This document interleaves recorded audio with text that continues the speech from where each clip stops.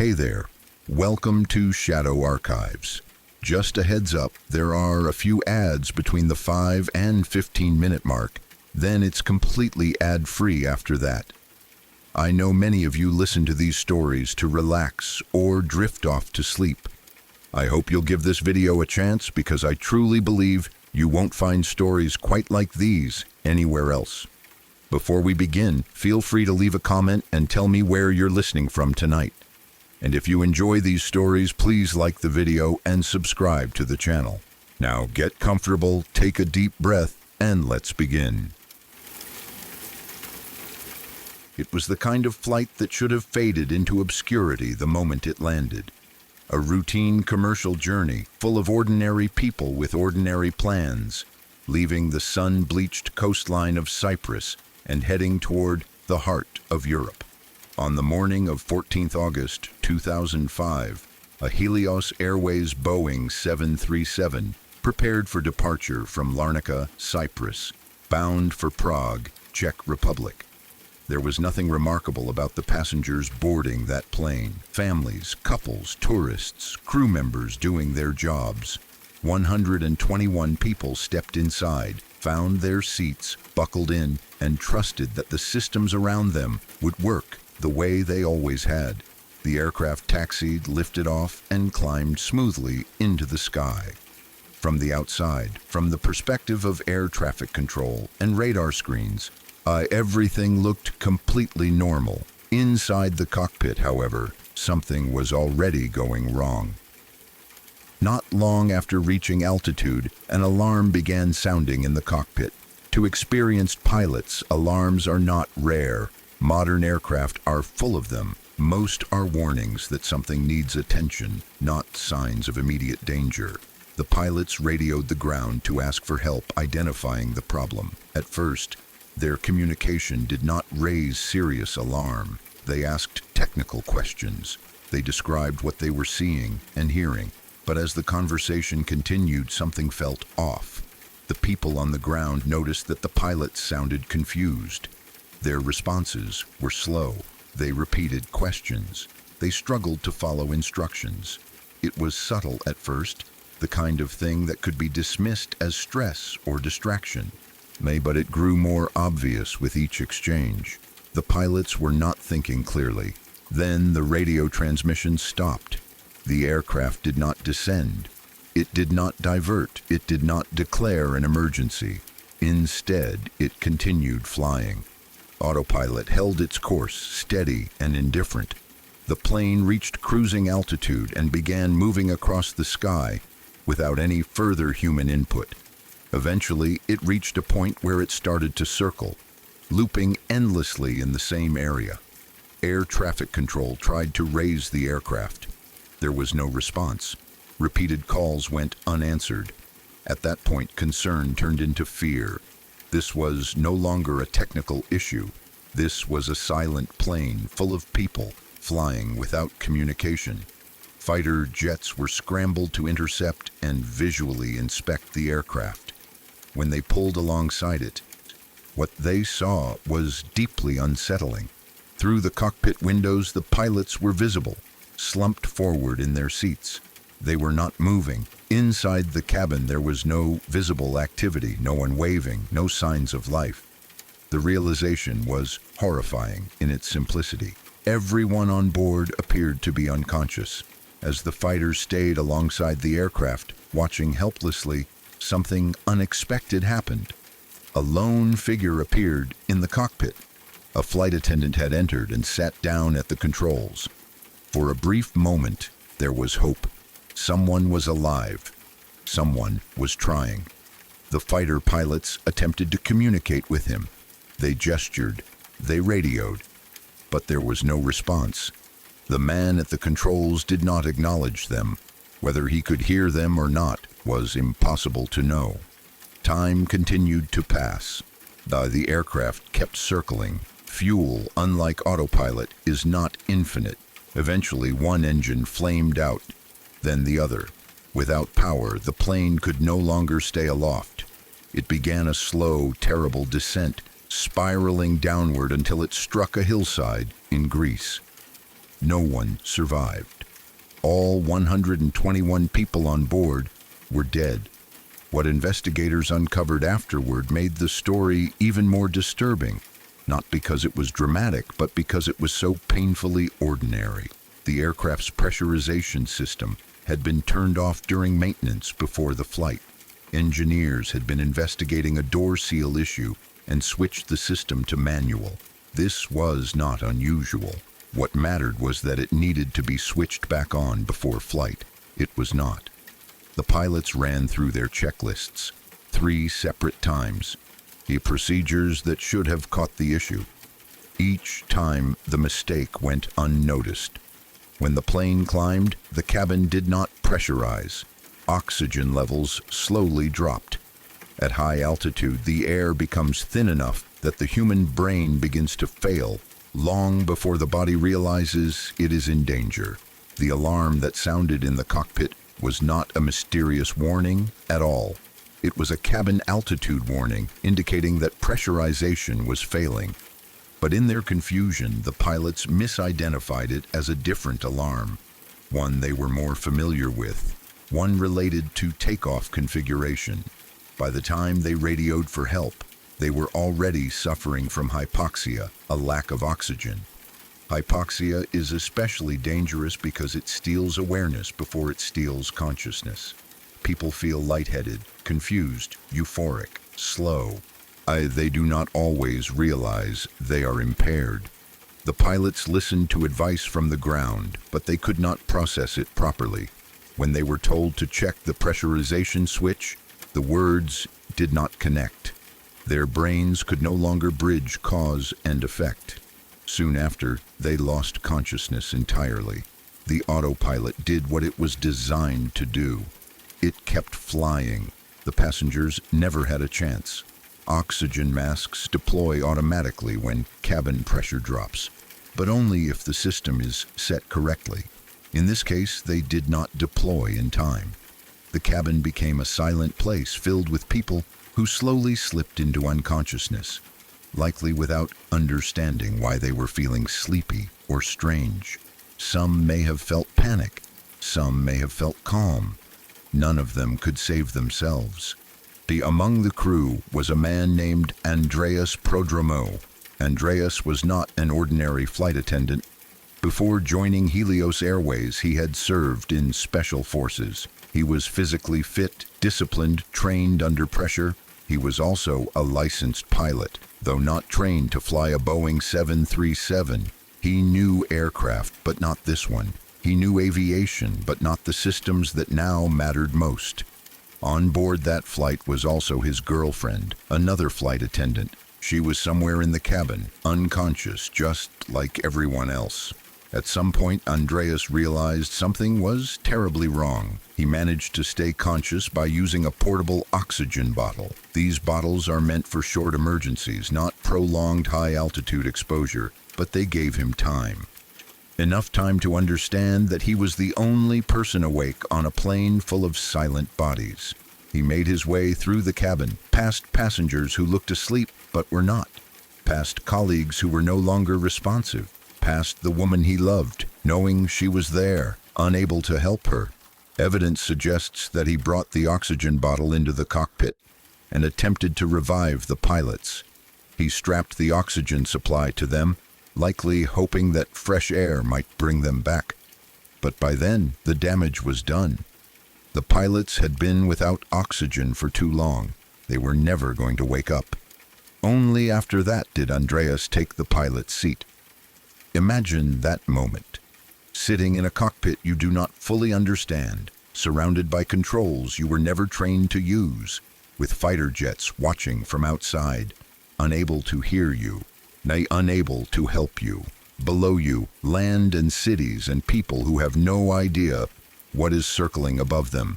And behind you, 120 people who cannot move, cannot speak, cannot breathe. The cockpit voice recorder later revealed that Andreas made 5 separate Mayday calls. He did exactly what he was supposed to do. He asked for help. He declared an emergency. He tried to reach anyone who could hear him, but he was on the wrong frequency. and he was out of range. No one heard him. Fuel gauges do not care about courage or effort. As the engines flamed out, it became clear that there would be no recovery. Andreas could not restart them. He could not glide the aircraft safely to an airport. He could not land a plane he had never been trained to land. What he could do was choose where it went down. The last known action attributed to him was turning the aircraft away from Athens and toward an uninhabited area. In the final moments, he did not think about himself. He thought about the people on the ground. He chose to reduce harm, even though nothing could save those already on board. For many people who learn about this crash, that is the part that never leaves them. Not the technical failure, not the alarms, not the autopilot circling in silence. It is the image of one man, barely conscious, oxygen-starved, surrounded by death, doing everything he can in a situation that cannot be fixed. To be the only conscious person on a plane filled with silent people is horrifying on its own. To know that some of them might still be alive when you wake up, and that you are their only chance, adds a layer of pressure almost impossible to imagine. To know that among them is the person you love most makes it unbearable. All of this happened while his brain was operating at the equivalent of being above the peak of Mount Everest. Even with oxygen, his body and mind were fighting a losing battle. There is no heroic ending, no miracle recovery, just a slow descent and an impact that ended everything. Investigators later laid out the chain of events in precise technical language. A switch left in the wrong position, alarms misunderstood, procedures missed, human beings making mistakes under pressure. Nothing supernatural, nothing mysterious. And yet, the story remains deeply unsettling because it reveals how fragile safety can be, even in systems designed with layers upon layers of protection. But because it shows how quietly disaster can unfold, without explosions or screaming, just confusion and silence. And because it leaves us with the image of a man who did everything right once everything was already wrong. Andreas Prodromou is often remembered not as a flight attendant or a soldier or a pilot, but as the last person awake on that plane, the last person who tried, the last person who understood what was happening. The passengers never knew his name, but in their final moments, whether they were aware or not, he was there, fighting for them in the only ways he could. That is what makes this story so disturbing, not just the tragedy, but the loneliness of it. A plane full of people, a sky full of witnesses, and one man trapped between them, knowing the truth and unable to change it. And when it was over, the sky went quiet again.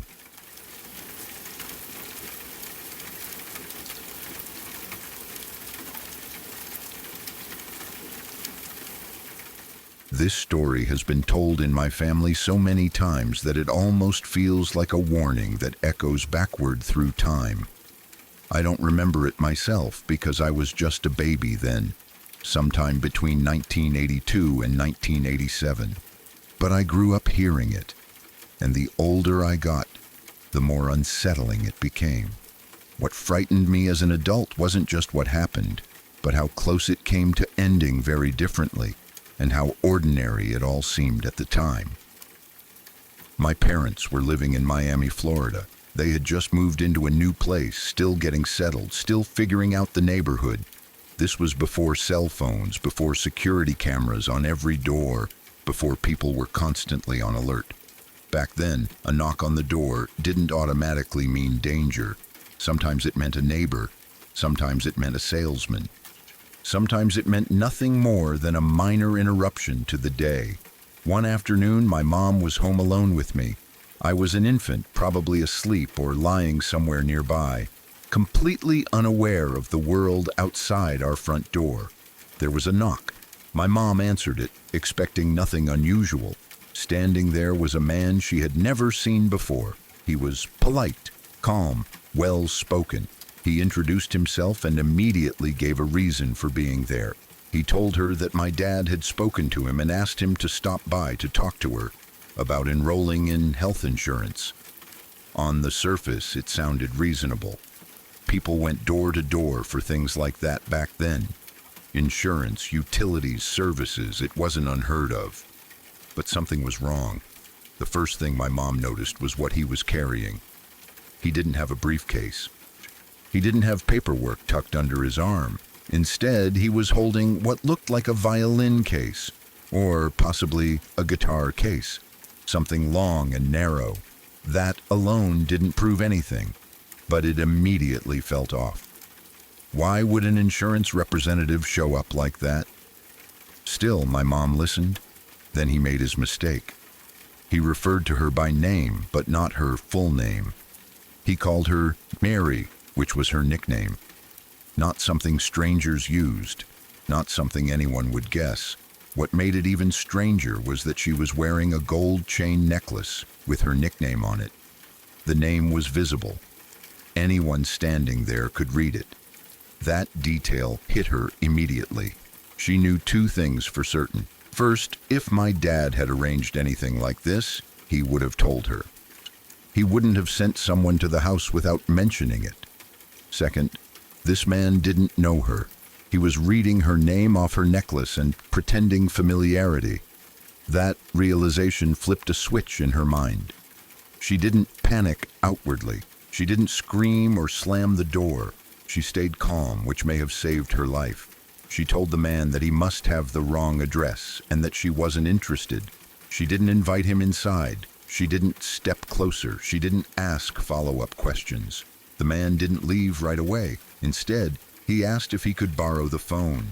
That request made everything worse. It was another attempt to get inside, another excuse, another push. My mom told him they had just moved in and didn't have a phone connected yet. This was true. They were still in the process of setting everything up. No landline. No easy way for him to linger or pretend to make a call. At that point, she firmly told him to leave. He did. He walked away without making a scene, without raising his voice, without threatening her. From the outside, it probably looked like nothing more than a failed sales call, the kind of interaction people forget by the next day. But my mom didn't forget it. That night, when my dad came home, she told him everything. She described the man, what he said, what he carried, how he knew her nickname, how he tried to get inside. She asked him directly if he had spoken to anyone about health insurance. My dad said no. He hadn't contacted anyone. He hadn't asked anyone to stop by. He had no idea who the man was. That confirmed what my mom already knew. Something had nearly happened. For the next week, life went on. No more knocks. No follow-ups. No sign of the man. But the unease lingered. My mom was more cautious. She paid attention to sounds. She kept doors locked. She trusted her instincts in a way she maybe hadn't before. Then the news broke. A man had been arrested. He was charged with multiple murders of women in the area. The details were horrifying. The kind of crimes that turn your stomach and make you feel sick reading about them. Women targeted, lured, killed. And the man they arrested matched the man who had knocked on my parents' door. The realization hit my parents like a wave. The polite stranger, the fake story, the attempt to get inside, the odd case he carried, the manipulation, it all snapped into place. This wasn't a misunderstanding. This wasn't bad timing. This was someone actively hunting. My mom had been one of his potential victims. The method made sense in retrospect. He posed as something harmless, something ordinary. He used lies that were just believable enough. He tried to establish familiarity by using a name. He looked for small openings like borrowing a phone, stepping inside, creating an excuse to cross the threshold. That threshold mattered. Once inside, things would have been very different.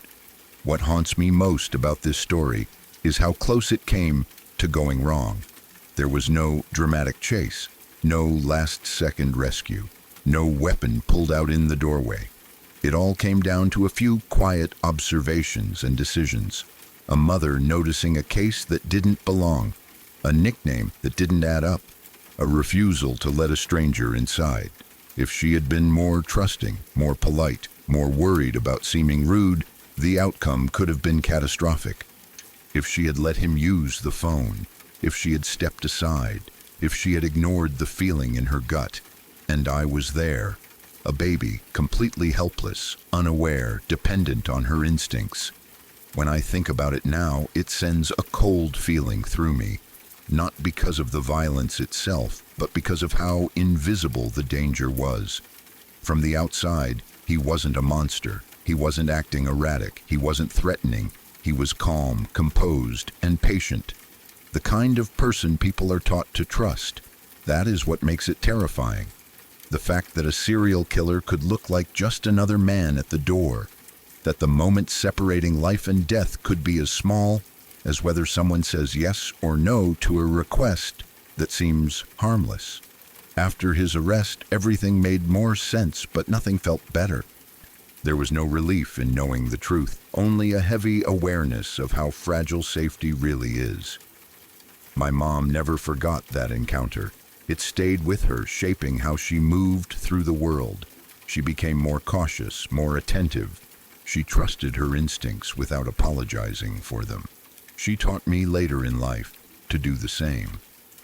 As I grew older and learned more about the case, the story took on new weight. This wasn't just a creepy anecdote, it was a near miss with something real and lethal. A reminder that evil doesn't always announce itself loudly. Sometimes it knocks softly and asks to borrow your phone. What makes it even harder to process is knowing that other women weren't as lucky. Somewhere nearby, women opened their doors. Somewhere nearby, someone believed the story. Somewhere nearby, someone didn't notice the small details or felt too uncomfortable saying no. Those women paid the price. My mom didn't do anything heroic in the traditional sense. She didn't fight. She didn't chase him off. She simply paid attention and trusted herself, and that was enough. Every time I hear this story, I think about how easily it could have been erased, how close my own existence came to being altered by a stranger with a lie and a case in his hand, how randomness and instinct intersect in moments we don't even recognize as pivotal at the time.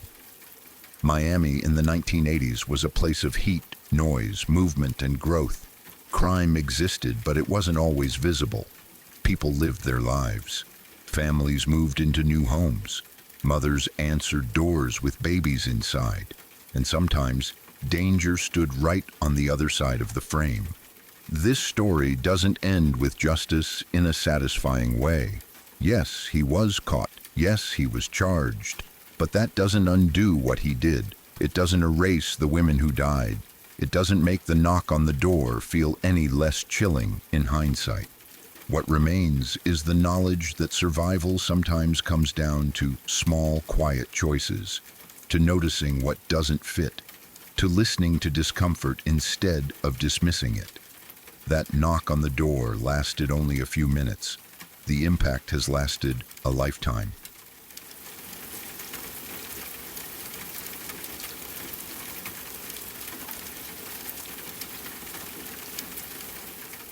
This story is one of those cases that feels unreal, even when you know every detail is documented, recorded, and proven.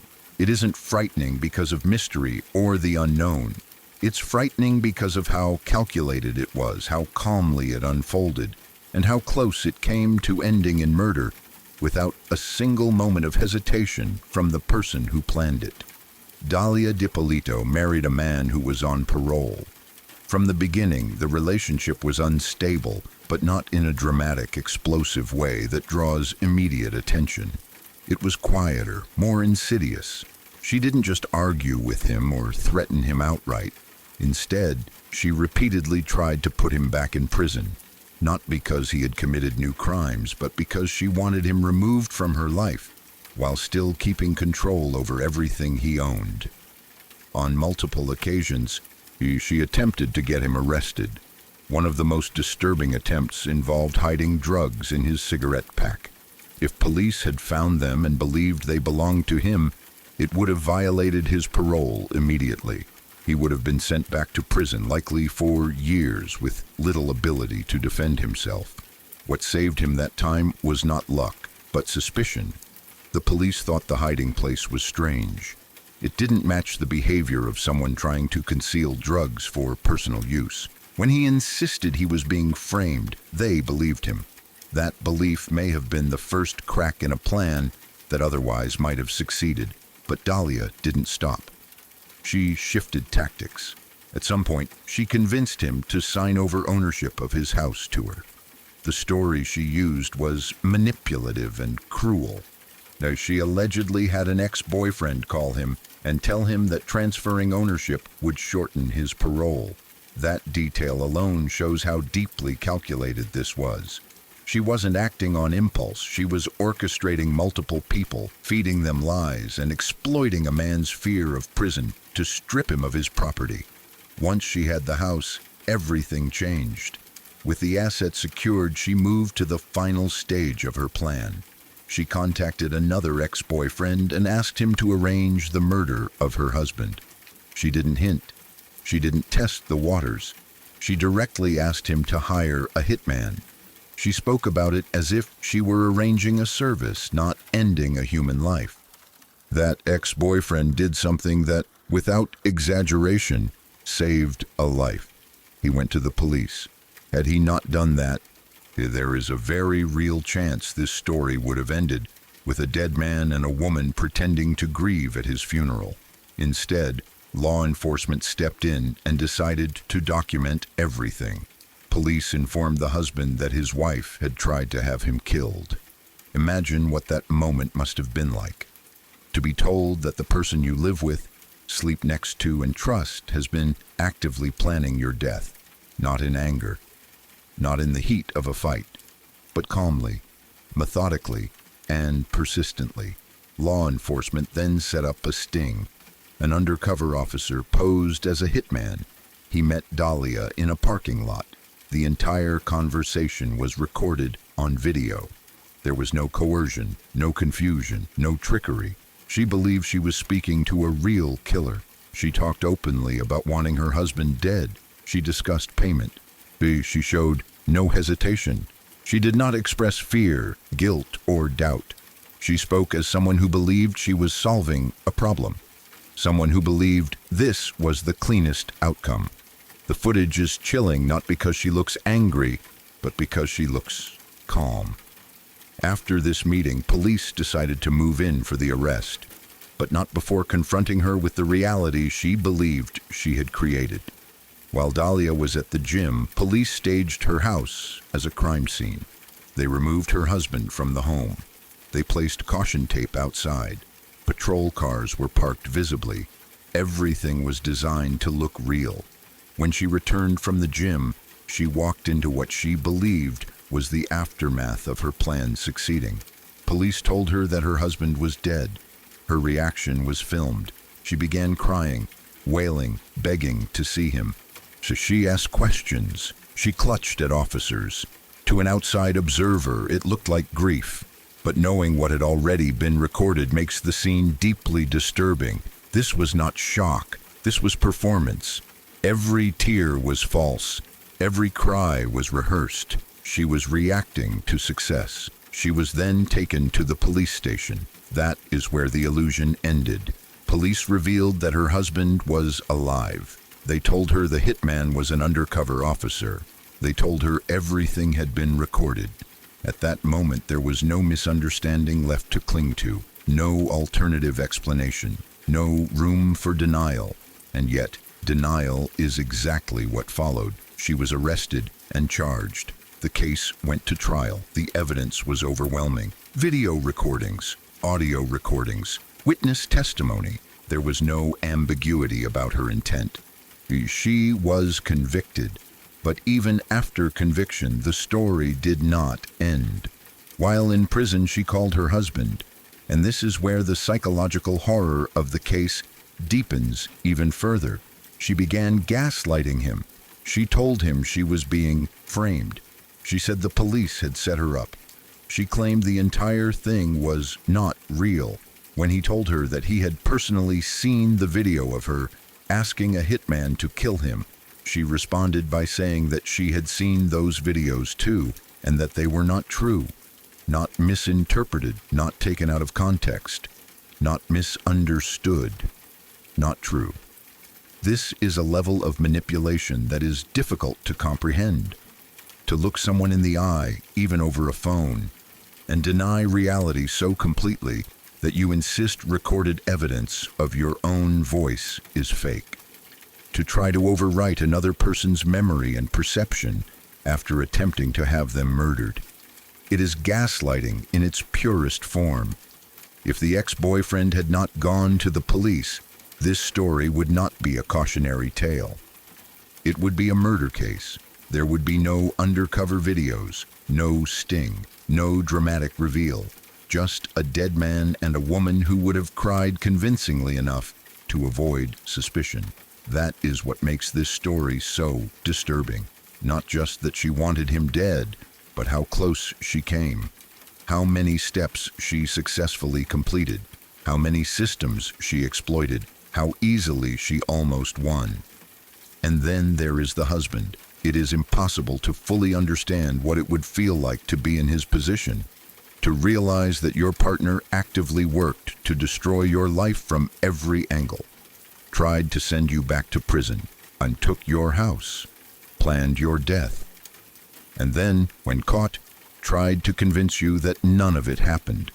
There is no guidebook for processing that. The betrayal alone is staggering, but layered on top of that is the knowledge that survival did not come from her mercy, but from someone else's conscience, from an ex-boyfriend who chose to speak up instead of staying silent. Trust becomes impossible after something like that. Not just trust in relationships, but trust in your own judgment. You have to ask yourself how you missed it, how you believed the lies, how someone you lived with could be capable of such cold calculation. The Dalia D'Ippolito case is often talked about because of the shocking footage and the dramatic police sting. But what makes it linger is something quieter. The realization that danger does not always look violent or unstable. Sometimes it looks charming, sometimes it looks calm, sometimes it looks like someone crying convincingly in a driveway while police watch. This was not a crime of passion. It was a crime of planning, of patience, of manipulation, and that is why it unsettles people so deeply. Because if not for one person choosing to do the right thing, the ending would have been permanent. And the woman who planned it would have stood at the center of the tragedy, playing the role of a grieving widow, convincing enough to make the world believe her. That thought alone is chilling.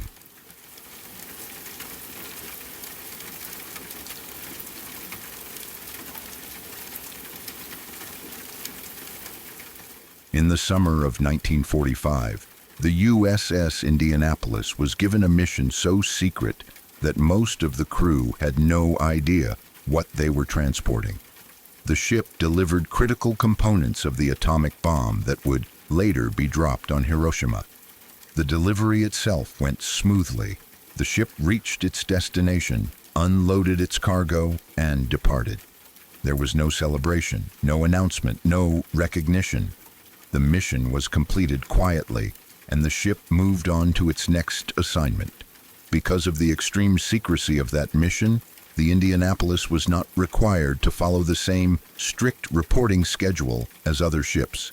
It was given a loose window to report in for its next training exercise. This detail, small and administrative on paper, would later become one of the most important factors in the tragedy. After leaving Guam, the ship was moving through the Philippine Sea when, shortly after midnight, it was struck by torpedoes from a Japanese submarine. The attack was sudden and devastating. The ship was badly damaged almost immediately. Within minutes, it was clear that the Indianapolis was not going to survive. The ship sank in roughly 12 minutes. That is not enough time for fear to settle into something orderly. It is barely enough time to understand what is happening. Chaos took over. Men scrambled. Some were thrown into the water by the force of the explosions. Others jumped, knowing the ship was going down. Many did not even have time to put on life jackets. About 300 men went down with the ship. They were trapped inside or killed by the explosions. Nearly 900 made it into the water. At first, there was a sense of relief among the survivors. The ship was gone, but they were alive. They believed rescue would come quickly. After all, they were part of the U.S. Navy, operating during wartime. Surely someone would notice their absence. Surely planes or ships would arrive. They did not know that no one was looking for them, because the ship had not been ordered to report immediately, and because its mission had been classified. No alarms were raised when it failed to arrive on time. No distress signal had been received. No one realized that the Indianapolis was missing, so the men floated. They gathered into groups to keep morale up and to reduce the risk of sharks. They used whatever flotation they had: life jackets, debris, rafts when available. Many had nothing but their own strength. They formed circles in the water, treading endlessly, talking to each other, checking on one another. The sun was brutal. During the day, the heat was overwhelming. There was no shade, no fresh water. Salt dried on their skin, lips cracked, tongues swelled. Dehydration set in quickly. Men became desperate. Some drank seawater despite knowing it would make things worse.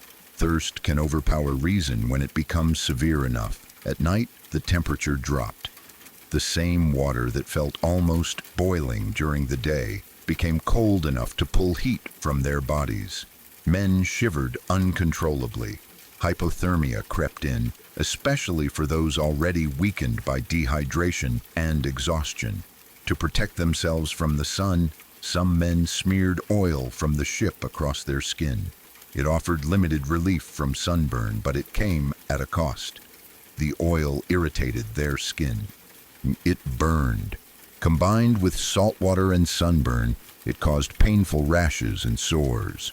But there were no good choices left, only bad ones to choose between. Then there were the sharks. The area where the ship sank was known to have sharks, and they did not stay away. At first, the sightings were distant, a fin cutting through the water, a shadow below. Then attacks began. Injured men were the most vulnerable. Blood in the water drew predators closer. Survivors later described how they would be talking to someone beside them, trying to keep them awake, trying to keep them alive. They would look down for a moment, exhausted, maybe blinking salt from their eyes. When they looked back up, the person would be gone. Sometimes there would be a scream, sometimes nothing at all. Just empty water where a human being had been seconds before.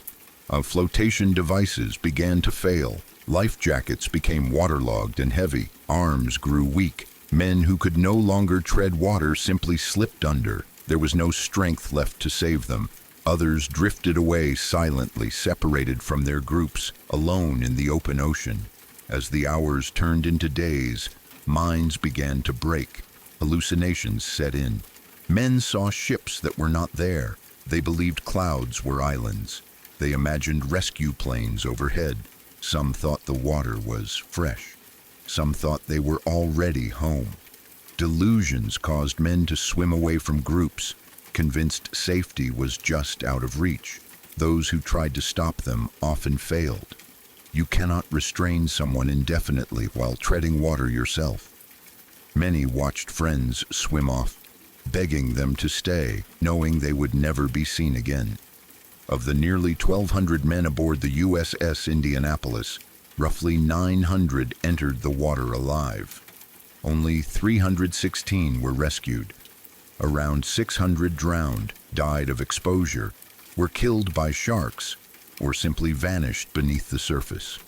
When rescue finally came, it was by chance. A patrol plane happened to fly over the area and spotted men in the water. The pilot immediately radioed for help. Ships were dispatched. Rescue operations began as fast as possible. But by then, the damage had been done. Those who were pulled from the water were skeletal, burned, covered in sores. Many were delirious. Some died even after being rescued, their bodies too far gone to recover. The survivor accounts were almost impossible to read without feeling hollowed out. They spoke of endless days under the sun, of nights filled with screaming, of the sound of splashing that meant another attack, of the silence that followed. The captain of the USS Indianapolis survived. He had managed to get onto a life raft and was rescued earlier than many others. This fact would haunt him for the rest of his life. Even though he had no way of knowing that rescue would be delayed, even though he did nothing wrong, he carried an immense sense of guilt. He felt responsible for the men who died in the water, even though logic said otherwise. In the aftermath, the Navy made him a scapegoat. He was court-martialed, blamed for failing to zigzag, a maneuver that might have reduced the chance of being hit by a submarine. This accusation ignored the reality that zigzagging was not always required, and that the submarine commander himself later stated that zigzagging would not have saved the ship. The blame stuck anyway. The captain lived for years with that weight, decades by most accounts, long enough for the guilt to sink deep and become part of him. Eventually, years later, he took his own life. The exact timing sometimes varies depending on the source, but what is clear is that he suffered for a very long time, haunted by a tragedy he could not have prevented.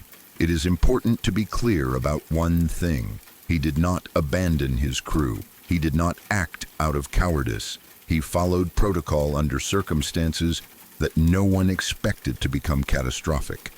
The disaster was a chain of failures, secrecy, bad luck, and timing. Blaming one man did not make the outcome any less horrifying. What makes the story of the USS Indianapolis so disturbing is not just the numbers, though they are staggering. It is the slow nature of the suffering, the waiting, the hope that faded hour by hour, the way survival became a matter of endurance rather than action. These men were not fighting an enemy they could see.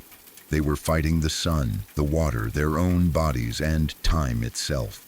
They were fighting to stay conscious, to stay afloat, to stay human.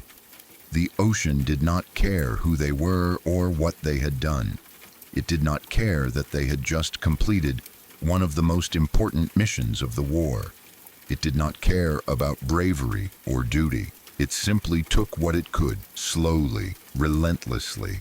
Stories like this linger because they strip away comforting ideas about heroism and control.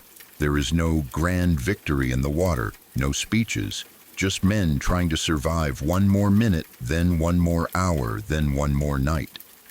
When people remember the USS Indianapolis, they often remember a line from a movie or a statistic, or the connection to Hiroshima. But the real story lives in the accounts of men watching their friends disappear, one by one, into the Pacific, knowing there was nothing they could do. That is what makes it unforgettable.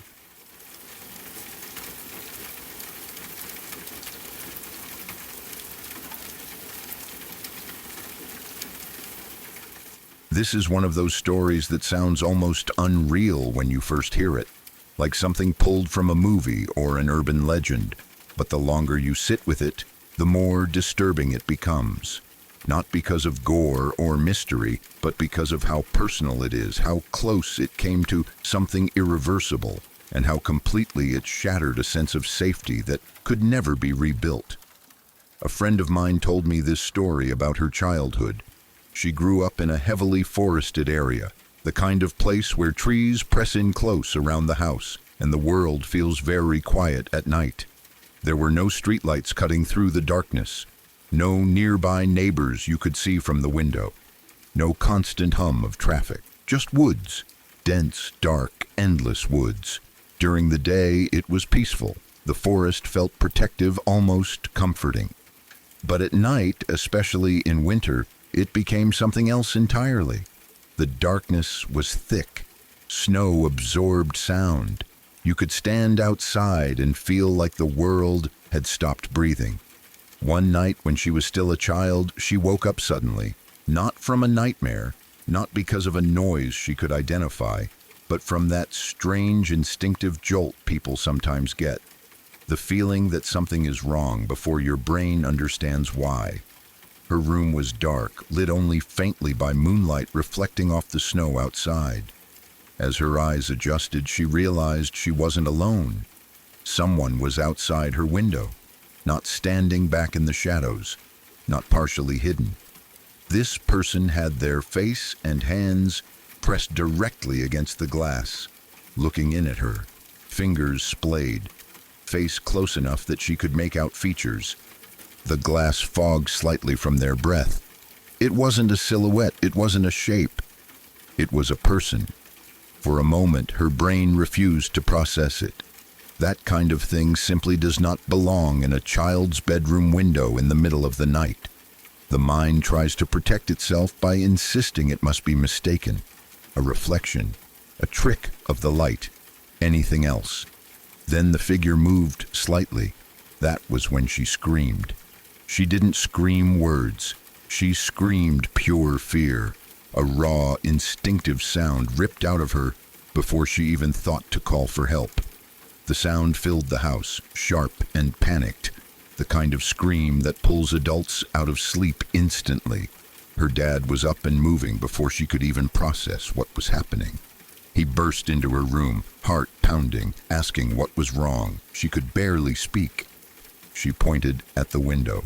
The figure was already pulling away. Her dad didn't hesitate. He ran to grab his gun, a .44, the kind of weapon he kept for protection in a rural area where police response times were long and wildlife was a real concern. He didn't stop to get dressed. He didn't put on boots. He didn't think about the cold. He ran outside in his boxers. It was winter. There was nearly a foot of snow on the ground. The air was brutal, biting at skin instantly, but adrenaline drowned everything else out. He saw the man running. The figure moved fast, crashing through the snow, heading away from the house and toward the woods. Her dad chased him without slowing down, gun in hand, shouting, demanding he stop. The man didn't turn around. He just ran. About 50 yards behind the house, there was an old logging road. It wasn't used much anymore, but it was still there, a rough path cutting through the trees. The man sprinted straight for it. Her dad followed. The chase felt unreal, even as it was happening. Snow flying up with every step, bare feet going numb almost immediately, breath tearing through frozen air, the trees flashing past like dark shapes in the corners of his vision. The man reached a truck parked on the logging road. He didn't hesitate. He jumped in, slammed the door, and started the engine. The truck roared to life, tires spinning briefly before finding grip. In seconds it was gone, disappearing down the road and into the night. Her dad stood there in the snow, shaking, chest heaving, the sudden silence almost as loud as the chase had been. And then it hit him. He recognized the truck. It belonged to his best friend, a man he had known for 30 years. Someone he trusted completely, someone who had been in his home, someone who had shared meals with his family, someone who had watched his children grow up, someone he never would have suspected, not in a million years. The realization was devastating. This wasn't a stranger passing through. This wasn't a random predator who might never return.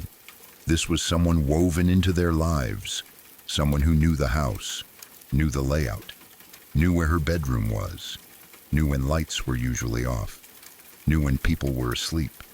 The violation of that knowledge was worse than the intrusion itself. When her dad went back inside, he didn't tell her everything right away. She was still crying, shaking, barely able to breathe. He comforted her, told her she was safe now, stayed with her until she calmed down. But the sense of safety was already gone. Even as a child, she could feel it. The house didn't feel the same after that night. Windows felt exposed. Curtains felt thin. The woods no longer felt peaceful. They felt like a place where someone could stand unseen, watching, waiting. Later, when she was older, she learned the full truth, that the man at her window was not a mystery, that her father knew exactly who it was, that it was his closest friend. What happens after that is something people often want a clear answer to. Did he confront him? Did the friendship end immediately? Did the man confess? Did the police get involved? The reality was messy, quiet, and deeply uncomfortable. Confronting someone you've trusted for decades is not simple. It's not like confronting a stranger.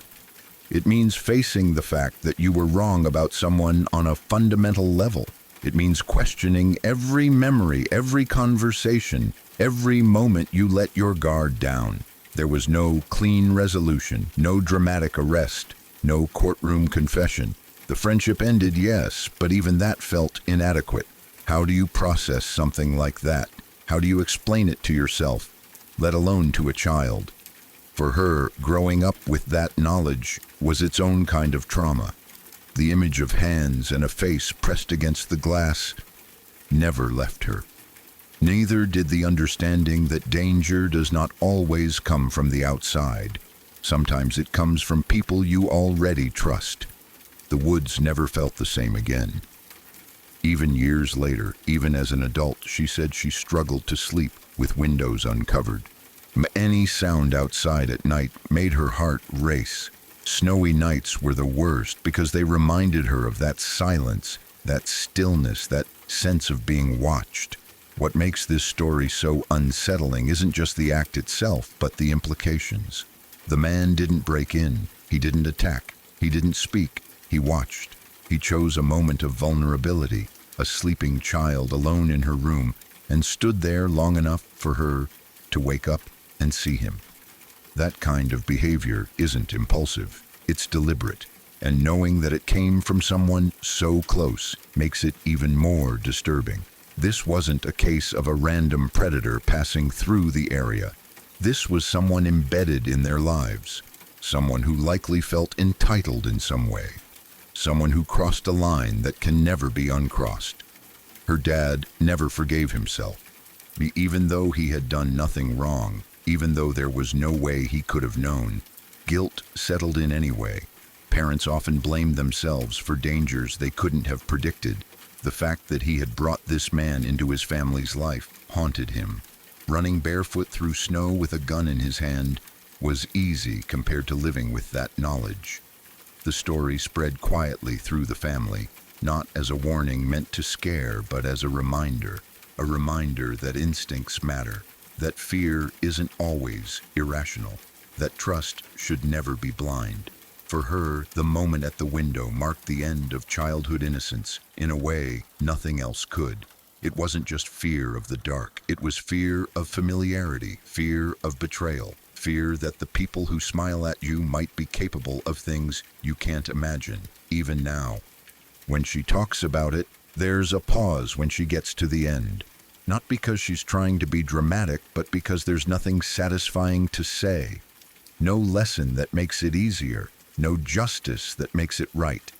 Just a memory of waking up, meeting someone's eyes through cold glass, and realizing that safety is thinner than we like to believe. And somewhere in the woods, a truck engine starting up and disappearing into the night, carrying away a truth that could never be undone. Sorry to interrupt. If you're new here, I'd appreciate it if you subscribe to Shadow Archives for daily true horror content that will haunt your dreams and keep you wondering what lurks in the shadows. And don't forget to tap the notification bell so you never miss a new story when the darkness calls out to you.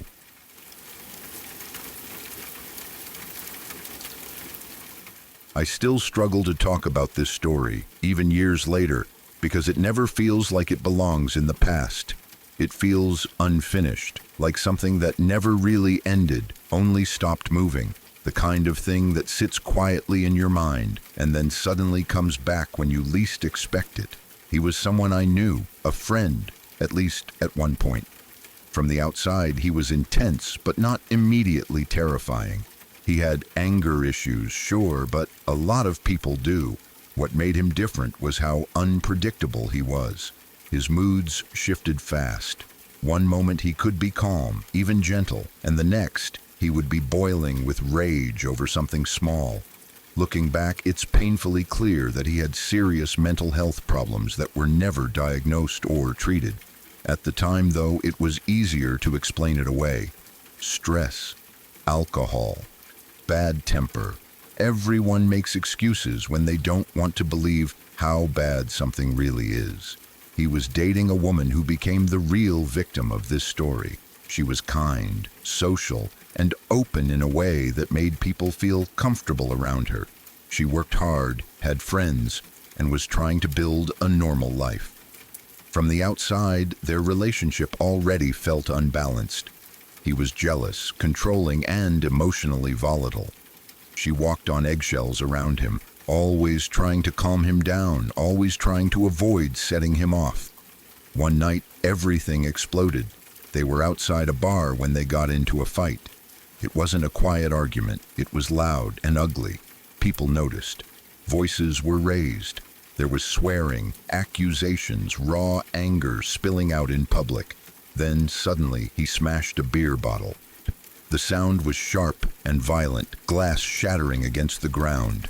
Before anyone could process what was happening, he turned that broken bottle into a weapon. He stabbed her with it, not once, not by accident. He stabbed her multiple times. I was inside, looking out a window, and I saw it happen. That image is burned into my memory. Her screaming was not a normal scream. It was pure terror, high-pitched, desperate animal. People describe screaming like a banshee as a figure of speech. But this wasn't exaggeration. It was the sound of someone who genuinely believed they were about to die. Blood was everywhere. The scene was chaotic. People were yelling. Someone called the police, and then he ran. He just turned and disappeared into the night, leaving her bleeding on the ground. By some miracle, she survived. The wounds were described as superficial, which sounds almost comforting on paper, but that word does not match the reality of what she went through. She had been attacked with a broken bottle by someone she trusted. Superficial does not mean harmless. It does not mean forgettable. She told the police everything. She didn't hold back. She described the attack in detail. She talked about his growing instability. She told them about his increasingly psychotic behavior, the violence, the threats, the way he seemed to be losing touch with reality. She did everything people always say victims should do, and then nothing happened. He was never found. He vanished. He went into hiding. No arrest, no trial, no consequences. For her, the attack didn't end when the bleeding stopped. That was just the beginning. She spent months trying to recover, but recovery was never simple. She was traumatized in a deep, lasting way. She couldn't sleep properly. Loud noises made her jump. She replayed the attack in her mind over and over, especially at night. She was constantly afraid that he would come back, that he would finish what he started. That fear took over her life. She quit her job because she couldn't focus and didn't feel safe commuting. She started taking benzodiazepines to manage her anxiety, which quickly turned into an addiction. Her mental health collapsed. Panic attacks became normal. Leaving the house felt dangerous. Being alone felt dangerous. Being around people felt dangerous. She had a complete mental breakdown. And all the while, the man who did this to her was out there somewhere, free. Months passed like this. No sign of him. No updates from the police. Slowly, painfully, she began to believe that maybe he was gone for good. Maybe he had fled the country. Maybe he would never come back.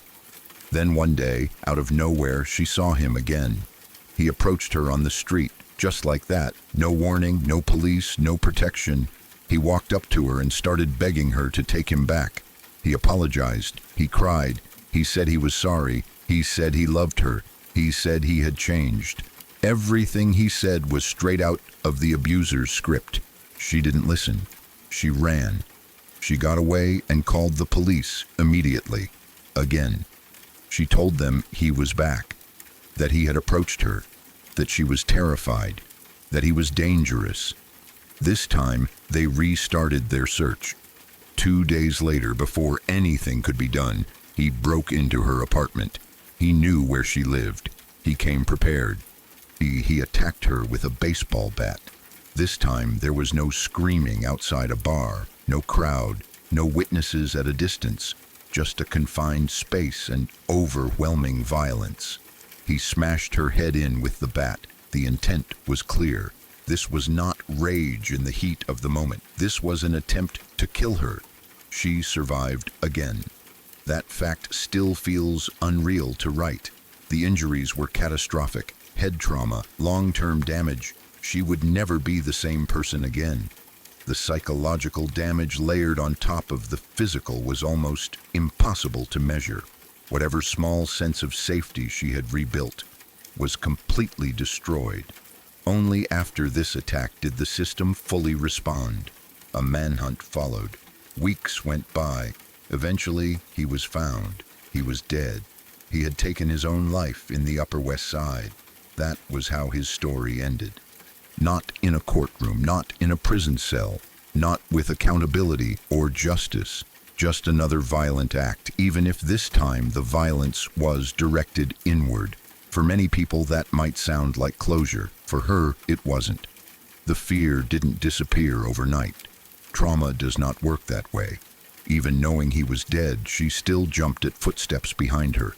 She still checked locks repeatedly. She still woke up from nightmares soaked in sweat. Her body had learned to live in survival mode, and it didn't know how to turn it off. But somehow there was an even darker part to this story. His mother. After everything, after the police reports, the witnesses, the attacks, his own suicide, his mother continued to act as if he was completely innocent. She claimed someone else had done it. She denied reality outright. She spoke about him as if he were a victim of a terrible misunderstanding. This denial was not quiet or private. It was loud, public, aggressive. To the woman he nearly killed, this felt like being attacked all over again, as if the truth itself was being erased, as if her suffering did not count, as if the scars on her body and mind were imaginary. There is something uniquely cruel about that kind of denial. It doesn't just reject facts, it rejects pain. It tells a survivor that what they lived through is up for debate. Even now, this part makes me angry in a way that is hard to put into words. Not just because it is wrong, but because it shows how violence does not always end with the act itself. It spreads outward. It infects families, memories, narratives. It rewrites reality if no one pushes back. This story is not about monsters hiding in the dark. It's about someone everyone knew, whose warning signs were visible, whose violence escalated in front of people, and whose path could have been interrupted if systems had worked the way they are supposed to. It's about how mental illness, untreated and ignored, can turn dangerous. About how victims can do everything right and still be failed. About how survival does not mean healing, and justice does not always arrive. And it's about how some people would rather cling to comforting lies than face unbearable truths, even when those truths are written in blood. That is what stays with me the most. Not just the violence, but the silence afterward. The denial. The way the world tries to move on, while the people who lived through it are left carrying everything alone. This is not a story with a clean ending. It never was.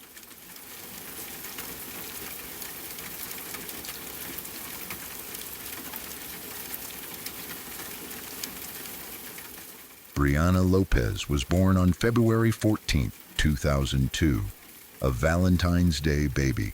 She entered the world the way all babies do, helpless and trusting, with no understanding of where she had been born or what kind of life was waiting for her. Her mother was Stephanie Lopez. Her father was Andy Walters. From the outside, it might have looked like the beginning of a normal family story. In reality, Brianna never had a chance. When she left the hospital, she was taken not to a safe home, but to a small trailer. It was overcrowded and chaotic. Living inside were her parents, her uncle Stephen Lopez, two other children, and several other adults. The space was tight. Privacy barely existed. Noise, stress, and dysfunction filled every corner. This was the only environment Brianna ever knew. Almost immediately, she became a target. From the moment she arrived, she was treated not as a baby who needed care, but as a problem. When she cried, instead of being comforted, she was punished. At first, it took the form of yelling and rough handling, slaps, pinches, sharp reactions meant to silence her rather than help her. Crying, which is the only way an infant can communicate pain or hunger, was treated as something to be stopped at any cost. It did not stay at that level for long. The violence escalated quickly. Brianna was kicked and struck. She was thrown across the small space of the trailer as if she were an object instead of a human being. Her cries did not bring help. They brought laughter. Her father and her uncle mocked her pain. They treated her suffering as entertainment. Her mother, instead of intervening, ignored it. When the crying became too much for her, she would hurt Brianna herself, biting and pinching her in anger. What happened to Brianna went far beyond physical punishment. While she was still only weeks old, her father and uncle subjected her to abuse that no child, let alone an infant, should ever endure. She was completely defenseless. She could not speak. She could not escape. The people who were supposed to protect her were the ones causing the harm. This was not a single incident. It was not a loss of control in a moment of stress. It was repeated, systematic, day after day. Brianna's short life was filled with pain from the very beginning. There was never a safe moment for her. No gentle touch, no sense of comfort, no love. The abuse continued until the night of July 18th, 2002. That evening, her parents and her uncle were drinking inside the trailer. Alcohol flowed freely. Stephanie later claimed she only had a few beers before going to bed. At some point during the night, while Brianna was still awake and vulnerable, Andy and Stephen decided to play with her. What they described as a game was, in reality, another act of cruelty. They tossed her into the air, letting her strike the ceiling, then allowed her to fall back down, over and over again. Each time she screamed in terror and pain. Each time they laughed. To them, her cries were not a warning. They were background noise. At some point, the damage became catastrophic. The next morning, Stephanie woke up and found Brianna crying. This was not unusual. Brianna cried often because she was always in pain. Stephanie noticed new bruises and fresh injuries, but she chose to ignore them. Looking away had become normal. Denial was easier than responsibility. Later that morning, Andy offered to change Brianna's diaper. What happened during that moment was another violation, committed while Brianna was already severely injured. Even then, when it was obvious that something was terribly wrong, no one called for help. No one rushed her to a hospital. No one held her and tried to comfort her. She was left to suffer. By the time an ambulance was finally called, Brianna was already dying. Stephanie told paramedics that the baby had fallen from a high chair. It was a lie. One more lie added to a long list of betrayals. Brianna Lopez was pronounced dead at 11:10 in the morning. She was 5 months and 5 days old. At the hospital, the truth could not be hidden. Medical examiners found injuries that told the full story of her life. Her small body was covered in bruises, old and new, showing that the abuse had been ongoing. Her ribs were broken. Her arms and legs were broken. There was bleeding on her brain. There were injuries that clearly indicated prolonged, repeated harm. There was no doubt this was not an accident. This was torture. Every single day of Brianna's life had been marked by suffering. She never experienced safety. She never experienced kindness. She never experienced love in any meaningful way. The people who held power over her used it to hurt her. What makes this story so devastating is not just the brutality, but the total absence of compassion. Brianna was surrounded by adults, people who could see her injuries, people who could hear her cries, people who could have intervened at any point, and yet no one did. She lived and died without ever knowing what it felt like to be protected. Cases like this force uncomfortable questions, not just about individual cruelty, but about systems that fail to notice or act, about how abuse can happen in plain sight, about how an infant can be hurt so badly for so long without anyone stepping in. There is no meaning to be found in her suffering, no lesson that makes it acceptable. The only thing that can be done is to remember her and to refuse to look away from what happened to her, even when it is painful to acknowledge. Brianna Lopez was a real child. She had a name, she had a birthday, she existed, and for 5 months, the world failed her completely. She deserved better than every single moment she was given.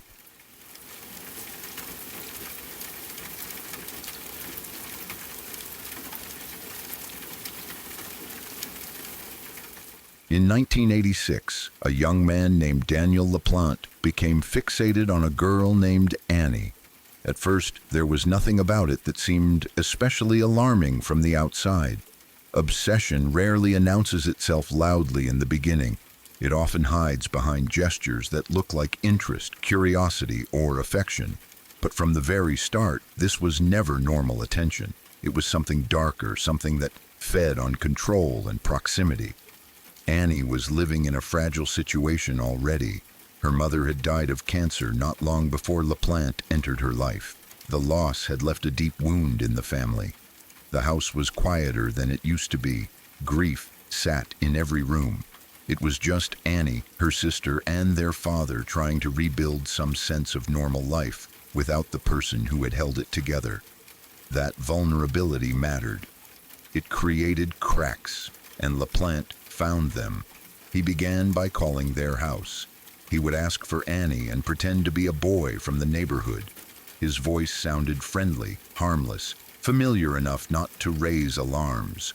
Over time, the calls became more frequent. He learned how to talk to her, how to make her feel seen, how to make himself seem safe. Eventually, he convinced her to go on a date with him. The date itself was not dramatic. It did not end in violence or threats. It simply ended in disappointment. Annie realized she was not interested in him romantically. There was no spark, no desire to continue seeing him. When it ended, she made that clear. To most people, rejection is painful but survivable. To Daniel LaPlante, it was unbearable. He did not accept it. He did not move on. Instead, he chose to stay, whether he was wanted or not. One night, without Annie knowing, he broke into her home. He didn't take anything. He didn't confront anyone. He didn't leave signs that someone had been there. He explored the house quietly until he found what he was looking for. A small crawl space connected to Annie's closet. A hidden place where he could fit, where he could stay. And that is exactly what he did. For 2 months, Daniel LaPlante lived inside their house. While they slept in their beds, he slept inside the walls. While they went to school and work, he stayed hidden. He learned their routines. He listened to their conversations. He watched them when he could. The home they believed was their last safe place after losing their mother was no longer theirs alone. They just didn't know it yet. At some point during those weeks, Annie and her sister decided to hold a séance. They were still grieving their mother deeply. They missed her. They wanted comfort. They wanted reassurance that she was still somehow with them.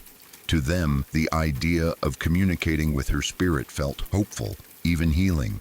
During the séance, they began to hear tapping sounds coming from the walls. At first, they were excited. The sounds felt intentional, responsive, almost gentle. They believed it might be their mother trying to reach out to them. For 2 girls desperate for connection and reassurance, the idea felt comforting instead of frightening. But the tapping did not stop. It became louder, more aggressive. It did not follow any pattern they could control. Worse, they noticed something that chilled them. The sounds only happened when they were home alone. Never when their father was there. Never when another adult was present. Then other things began to happen. Furniture appeared to move slightly from where it had been left. Objects were not where they remembered putting them. At first, they questioned themselves. Grief can make your mind feel foggy. Trauma can affect memory, but the changes became harder to explain away. Then they found writing on the walls. The words were disturbing. They didn't look like something a child would write as a prank. They felt intentional, personal. Watching. Terrified, Annie and her sister went to their father and told him they believed the house was haunted, that their mother's spirit might be trying to communicate with them, that something was wrong. Their father listened, but he didn't believe the house was haunted. He believed his daughters were grieving. He believed their minds were trying to make sense of loss. From his perspective, it was easier to believe in emotional distress than in something truly dangerous. He reassured them and tried to calm their fears. But the activity escalated. One night, while the girls were home alone, they heard the tapping again.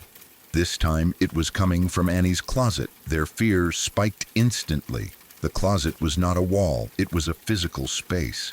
Something felt different. As they walked down the hallway toward the sound, they noticed new writing on the wall. It said, "I'm back. Find me if you can." That was the moment everything shifted from strange to terrifying. This was not a ghost. This was not grief. This was something that knew they were there, knew they were afraid, and wanted them to know it. They did not investigate. They did not hesitate. They ran out of the house and straight to a neighbor's home. Shaking, panicked, barely able to explain what they had seen, they begged for help. The neighbor called their father immediately. When he arrived, he was determined to prove to his daughters that there was nothing supernatural happening. He told them he would go inside and check the house thoroughly, that he would show them there was no ghost. He went inside alone. Almost immediately, he noticed something that made his blood run cold. There was another message written on the wall, one that had not been there when the girls fled the house. That meant someone had written it after they left. As he stood there, trying to process that realization, he heard a sound behind him. When he turned around, he saw Daniel LaPlante standing in the hallway. LaPlante was wearing a wig. He was dressed in one of the dead mother's dresses. The sight alone was deeply disturbing, a grotesque violation of the family's grief. In his hand, he held a hatchet. This was no longer stalking. This was imminent violence. LaPlante attempted to attack the father. In a moment that likely saved his life, the father managed to escape the house. He ran and called the police immediately. When officers arrived, they searched the house thoroughly, room by room, closet by closet. At first, they found nothing, no intruder, no obvious hiding place. Then they noticed something unusual in Annie's closet, a small door. Behind it was the crawl space. Inside, they found Daniel LaPlante.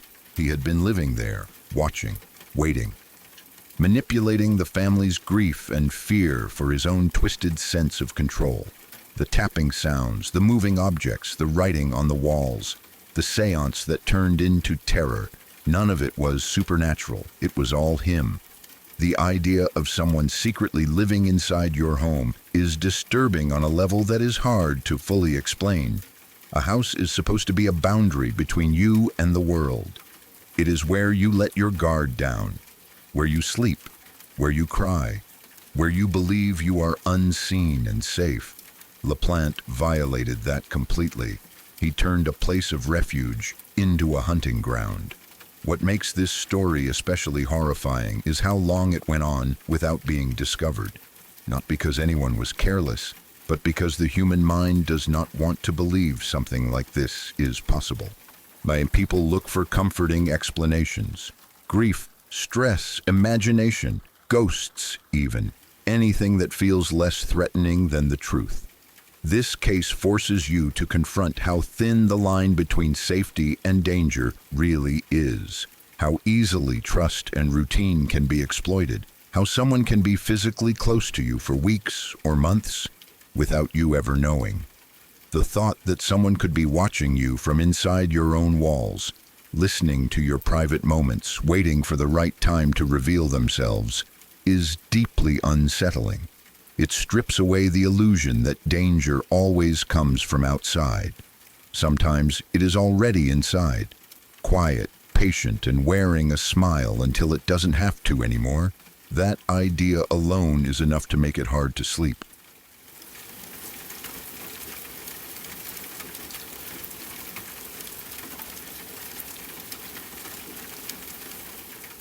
This happened in a small town, the kind of place where nothing ever feels anonymous and serious.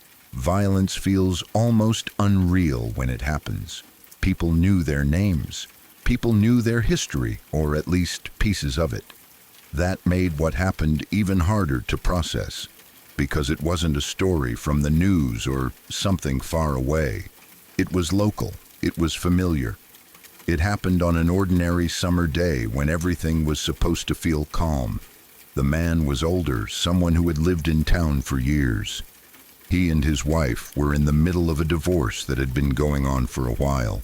By that point, the marriage itself was already long dead. From what people knew, the relationship had been abusive for years, not always loudly, not always in ways that left visible marks, but in ways that wore her down over time. Control, intimidation, emotional cruelty, the kind of behavior that often gets minimized or explained away until it becomes impossible to ignore. By the time the divorce reached the stage of selling the house, they were barely speaking. Their contact had been reduced to paperwork.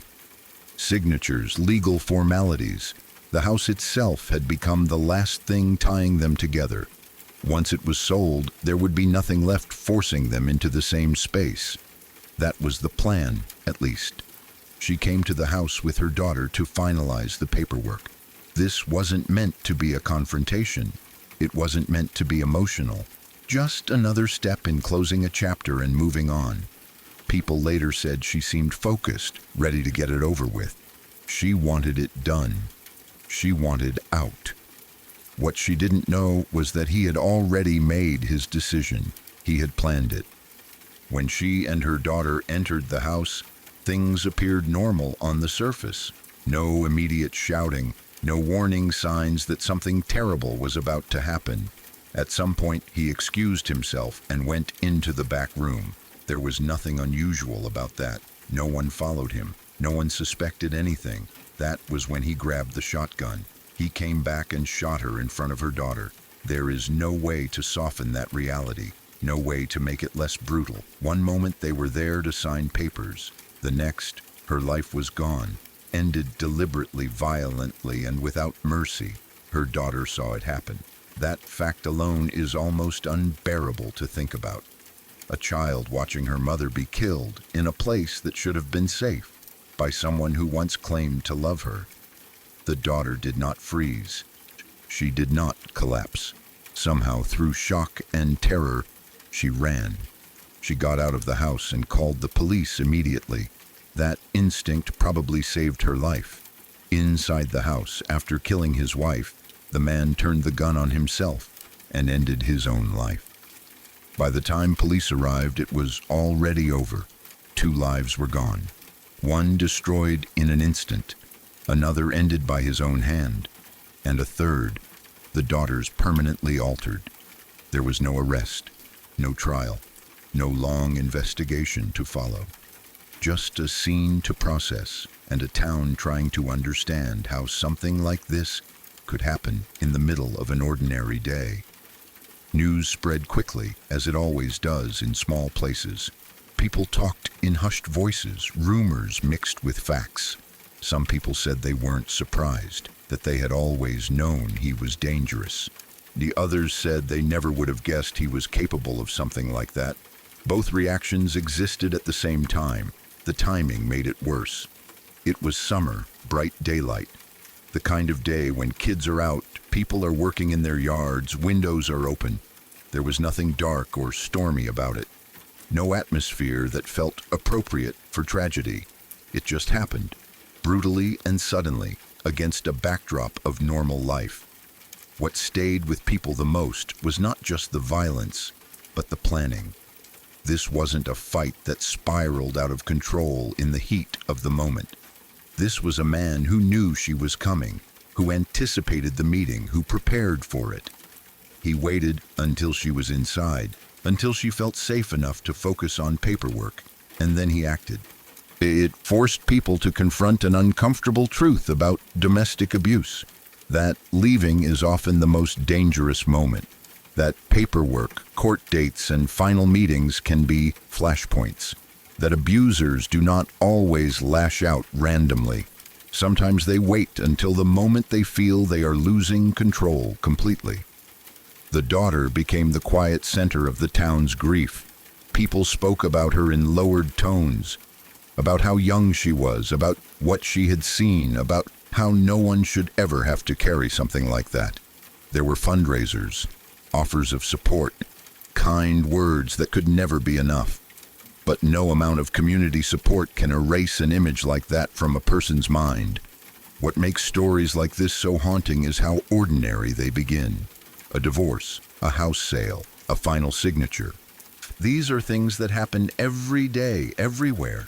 They feel administrative, boring even, and yet, behind closed doors, they can carry enormous emotional weight, especially when one person cannot accept the loss of control that comes with separation. Afterward, people walked past the house and felt something heavy settle in their chest. The building itself hadn't changed, but what it represented had. It became a reminder of how quickly life can shatter, how violence doesn't need chaos or warning signs that everyone agrees on. Sometimes it arrives dressed as routine. There was also anger. Anger that he chose to take her life rather than let her go. Anger that he spared himself the consequences. Anger that a child was left to carry the trauma alone while the person who caused it escaped accountability through death. And beneath all of that was fear, the quiet realization that if it could happen there, it could happen anywhere, in any town, on any ordinary day, behind any door people assume is safe. This wasn't a crime story with twists or mystery. It was brutally simple. A man who had been abusive for years decided that if he couldn't control the end of the relationship, he would control the ending of the story itself. He turned a legal meeting into a final act of violence. What remains is not just grief, but a kind of collective unease, the knowledge that darkness doesn't always announce itself. Sometimes it waits patiently, hidden behind paperwork and politeness, until the moment it chooses to step out. And for a small town, that knowledge never fully fades.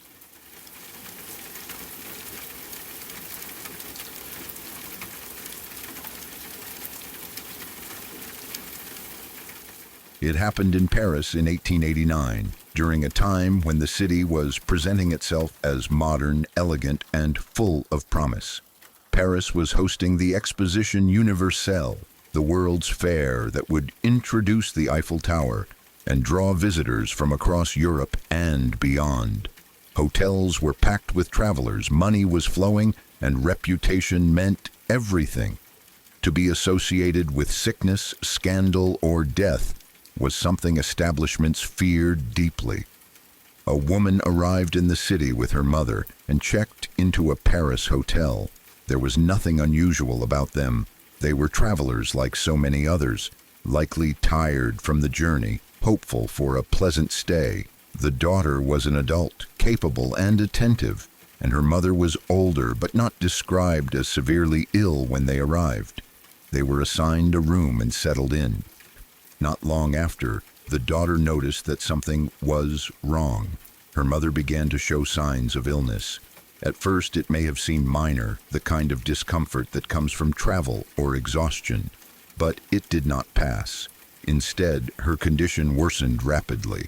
She became weak, distressed, and clearly unwell. The decline was fast enough to alarm the daughter, who realized this was not something she could manage alone. Concerned and frightened, the daughter went down to the front desk and asked for help. She requested a doctor for her mother. This was not an unreasonable demand.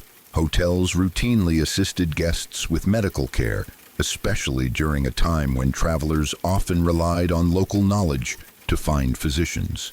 The staff at the desk responded calmly. They told her where doctors could be found nearby. There was no immediate refusal, no argument, just directions. The daughter left the hotel and located a doctor, explaining urgently that her mother was very ill and needed to be seen right away. The doctor agreed to come with her. Together they returned to the hotel. This is where the story becomes unsettling. When the daughter approached the front desk again, this time accompanied by the doctor, the staff behaved as though they had never seen her before. They claimed they did not recognize her. They denied that she was a guest at the hotel. They told the doctor that the woman was confused, possibly unstable, and that she was making things up. The doctor was confused. The daughter insisted. She said she had checked in with her mother. She described the room. She begged them to let her go back upstairs. Now, she explained that her mother was gravely ill and needed help immediately. The hotel staff refused. They told the doctor that no such guest existed, that there was no mother, that the woman standing before them was not registered. Some accounts say they implied she was hysterical or delusional, a convenient dismissal in an era when women's testimony was often disregarded. The daughter demanded to be taken to her mother's room. When she was finally allowed upstairs, what she found did not make sense. The room she had stayed in was no longer the same. It had been cleaned thoroughly. The bed was made differently. The furniture had been rearranged. Any sign that two people had occupied the room was gone. There were no personal belongings, no luggage, no trace of her mother's presence, no trace of illness, no trace of struggle. See, her mother was gone. No one in the hotel would admit she had ever been there. No one would acknowledge that an ill woman had occupied that room. There was no record, no explanation. The mother was never seen again. She was never heard from again. The daughter was left alone in a foreign city, accused implicitly of lying or madness, with no proof that her mother had existed in that hotel at all. The most common explanation offered later was chilling in its simplicity. According to this theory, the hotel staff panicked when the mother fell seriously ill. At a time when the hotel was thriving and filled with guests, the presence of a dying woman could cause fear. Illness was not well understood, and outbreaks were a real concern. A death in the hotel could lead to rumors, bad press, or loss of business. The explanation suggests that the hotel acted quickly and brutally, that they killed the woman or allowed her to die without aid, removed the body, and erased all evidence of her stay to avoid panic and protect their reputation. The staff then gaslit the daughter, portraying her as unstable to discredit her story. But that explanation, while horrifying, does not fully satisfy everyone who hears it, because it raises questions that are just as disturbing. If the hotel was merely trying to avoid panic, why involve a doctor at all by giving directions in the first place? Why not refuse immediately? Why allow the daughter to leave and return with a witness? Why not call authorities, which would have been safer than committing murder? And how could an entire staff coordinate such a rapid and complete erasure of a guest without leaving a trace? A luggage does not simply disappear. Records do not vanish easily. Other guests might have seen the mother. Housekeeping staff would have known. Silence would have required cooperation from many people. There is also the question of motive. Killing a guest to avoid panic seems extreme, even for an era less regulated than today. Hotels feared scandal, but murder carried far greater risk if discovered. The explanation assumes not just cruelty, but confidence that no one would ever investigate deeply enough to uncover the truth. Some versions of the story suggest that the mother may not have been killed intentionally, but rather died suddenly, and the hotel chose concealment over responsibility. Still, that does not explain the outright denial of her existence. Others have speculated darker possibilities, that the mother's illness was not natural, that she may have been poisoned intentionally or accidentally, that the hotel staff feared legal consequences, that there was something about the mother herself that made her disappearance convenient. There is also the unsettling possibility that parts of the story were exaggerated over time, that memory, fear, and retelling blurred details, that records from the period are incomplete, allowing the mystery to grow unchecked. Paris in 1889 was busy, chaotic, and poorly documented compared to today. A missing person could slip through cracks far more easily. Yet even allowing for exaggeration, the core of the story remains disturbing. A woman went missing from a hotel. Her daughter insisted she existed. The hotel denied it, and no definitive answer was ever found. The psychological impact on the daughter is rarely discussed, but it is impossible to ignore. Imagine watching your mother decline rapidly, leaving her alone for a short time to get help, and returning to find her erased from existence. Imagine being told by authority figures that your memory is false, that your experience did not happen. This is not just loss. It is a form of psychological destruction. In the late 19th century, a woman without social power or documentation was especially vulnerable. Accusations of hysteria or madness could ruin credibility instantly. If the daughter was dismissed as unstable, her claims would not be taken seriously by police or officials. Her grief would be reframed as delusion. And if the hotel truly did remove all traces, there would be nothing to investigate. The mother was never found. No body, and no grave, no official record of death. She simply vanished. This is why many people find the story so unsettling, not because of gore or violence, but because of how easily reality itself seems to dissolve. A person can exist, suffer, and disappear, and the world can move on as if they never lived. Paris in 1889 was a city celebrating progress, technology, and human achievement. At the same time, it was a place where the poor, the sick, and the powerless could be erased without consequence. The contrast makes the story even more uncomfortable. Whether the hotel murdered the woman, concealed her death, or whether the story has been distorted over time, something clearly went wrong. The daughter's experience was real to her. Her mother's absence was permanent, and the truth was never acknowledged. There is no neat ending, no revelation, and no justice, only a bizarre, haunting account that resists explanation. Perhaps the most frightening part is not the theory of murder itself, but the ease with which an institution could deny reality and be believed. The idea that truth can be overwritten by authority, especially when the person telling it lacks power. The story lingers because it touches something deeply human, the fear of losing someone and being told they never existed, the fear of illness being hidden rather than treated, the fear that systems designed to protect comfort and reputation can choose cruelty instead. Even now, more than a century later, the situation feels unresolved. Not just mysterious, but wrong in a way that logic cannot smooth over. The mother disappeared. The daughter was left alone, and Paris went on celebrating.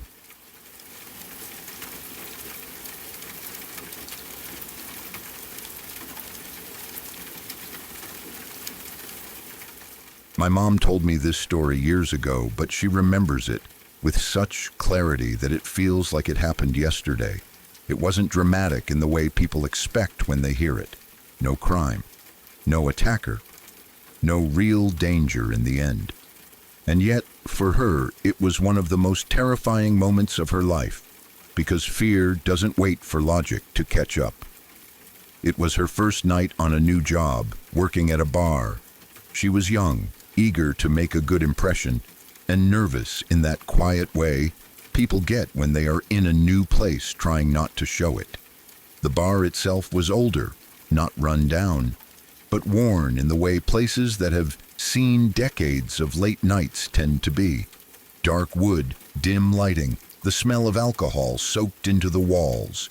During business hours, it felt lively and social. After closing, it felt very different. That night, the owner asked her if she would mind locking up after close. It wasn't a strange request. Employees did it all the time. Still, it made her uneasy. She was new. She didn't fully know the layout yet. She didn't know all the sounds the building made when it settled. And she would be completely alone. Before the owner left, he told her she was welcome to take a few bottles of champagne home as a welcome gift. It was meant kindly, a small gesture to make her feel appreciated. She thanked him and put the bottles into her backpack. They were wrapped enough that they wouldn't clink loudly, but they were still glass, still heavy, still awkward to carry. Once the last customer left and the doors were locked, the bar changed instantly. The background noise vanished. No music, no voices, no laughter, not just the low hum of refrigeration and the occasional creak of the building. My mom suddenly became very aware of how alone she was. She started going through the closing routine, turning off lights, checking doors, making sure everything was secure. Every little sound made her pause. A pop from cooling metal, a faint thud from somewhere deeper in the building. Nothing unusual, but when you're already on edge, your brain doesn't care about explanations. She wanted to get out of there as quickly as possible. She slung her backpack on, feeling the weight of the bottles shift against her back, and headed toward the exit that led into the alley. The alley was narrow and poorly lit, the kind of place that feels harmless during the day and unsettling at night. Dumpsters lined the walls. The air smelled faintly of old beer and damp concrete. As she stepped outside, the night felt too quiet. Her heart was already beating faster than normal. She told me later that she was trying to laugh at herself in her head, telling herself she was being ridiculous. Nothing bad was happening. This was just nerves, just a new job, just a dark alley. She reached for the lock, keys shaking slightly in her hand. That's when it happened. Pop, then another. Pop, then another, louder and sharper. Pop. In that instant, her brain didn't analyze. It didn't question. It didn't wait for evidence. It went straight to survival. She was convinced she was being shot at. Her body reacted before her thoughts did. Her heart slammed so hard, it felt like it might burst out of her chest. Her breath caught painfully in her throat. Every muscle tensed at once. She froze, keys half in the lock, a backpack heavy on her shoulders. Time slowed in that way it does during extreme fear. She said she could hear her own pulse pounding in her ears. She could feel sweat break out across her skin despite the cool night air. Her vision narrowed, focusing only on the darkness at the far end of the alley. She genuinely believed she was about to die. Her mind raced through fragmented thoughts. Why would someone be there? Who would even know she was alone? Should she run? Drop to the ground? Scream? None of it made sense, but fear doesn't need sense. It just needs a trigger. For a split second, she thought about her family, about how stupid it felt to die locking up a bar on your first night, about how unfair it would be if this was how things ended. And then, silence. No more pops, no footsteps, no shouting, no gunfire.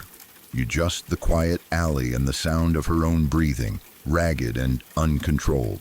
She stood there for several seconds, unable to move, waiting for something else to happen.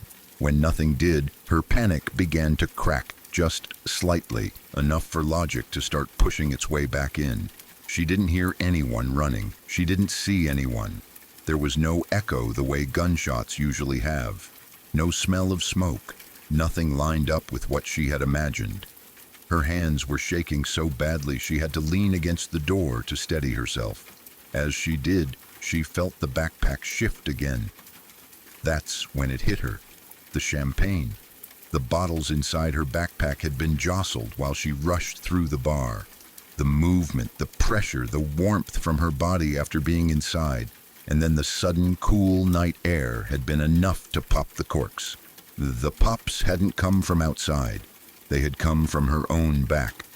The realization washed over her all at once, bringing a wave of relief so intense it almost made her dizzy. Her knees felt weak. She laughed, but it came out shaky and breathless, halfway between hysteria and exhaustion. She wasn't being shot at. She wasn't in danger. It had all been champagne corks. She locked the door properly this time, double-checking it even though she knew it was secure.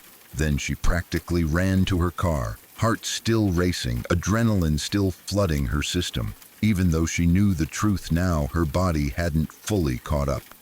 Fear lingers even after it's disproven. When she finally got home, she sat down and just breathed for a long time. The champagne bottles were leaking slightly, corks loose, evidence of the chaos they had caused. She said she couldn't even laugh about it right away. Her body felt wrung out, like she had survived something real, even if her mind knew it hadn't been. Looking back, she can laugh about it now. She tells the story with humor, shaking her head at how dramatic it felt. But she's always clear about one thing. In that moment, it was not funny. It was not silly. It was pure terror. Fear doesn't need a real threat to feel real. That's what makes this story stick with me. It shows how quickly the brain can betray you when you're vulnerable, alone, new, in an unfamiliar place late at night. Your imagination fills in the gaps, and once it does, your body believes it completely. Nothing actually happened to her that night. No one was there. No harm came close to her. And yet, the experience left a mark. She was more cautious after that.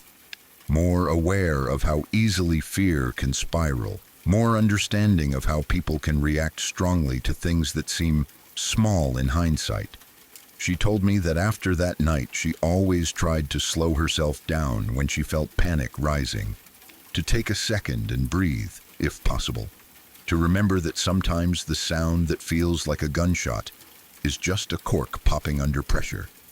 But she also never dismissed fear entirely, because even though this time it was harmless, the feeling was real. The terror was real. And it reminded her that being alone, being new, being uncertain, all make you more sensitive to danger, whether it exists or not. It was her first night on the job. It ended with champagne corks echoing in a dark alley and a heart racing out of control.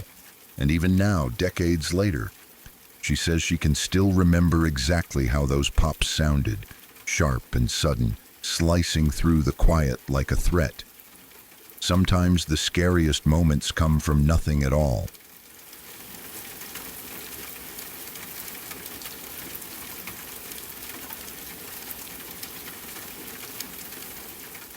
My mom tells this story with a strange mix of confidence and unease, like she knows she handled it well, but also knows how close it came to being something much worse. It's one of those experiences that doesn't fully scare you until later, when you replay it with information you didn't have at the time. In the moment, it was just discomfort and instinct. Afterward, it became something else entirely. She was working at a bar that was usually busy, especially at night. The kind of place where people are constantly moving, laughing, drinking, lining up for the restroom. The main bathroom upstairs was almost always crowded, especially during peak hours. Long lines, people knocking, music thumping through the walls. It was annoying, but normal. What most customers didn't know was that there was another restroom in the basement. The basement wasn't meant for guests.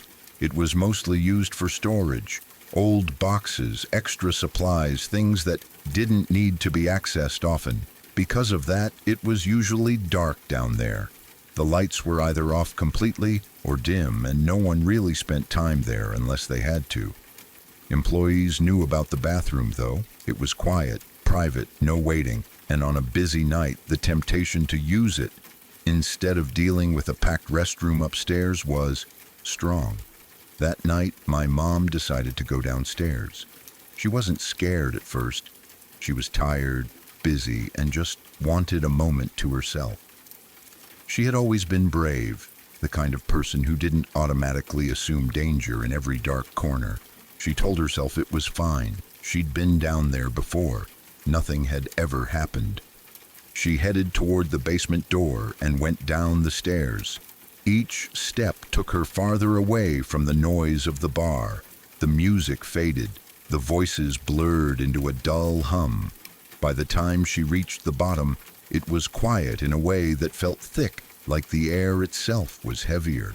The bathroom down there was small, just 2 stalls, no windows, minimal lighting, the kind of place where shadows don't sit still, where your eyes have to adjust slowly.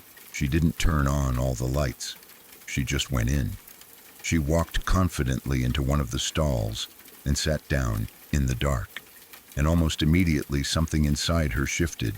She knew something was wrong, not because she heard a sound, not because she saw the movement, but because the atmosphere changed. The air felt different, like pressure, like being watched. That deep, animal sense that doesn't use logic or words. It just sends a message straight to your body. You're not alone. Her heart rate jumped. Her skin prickled.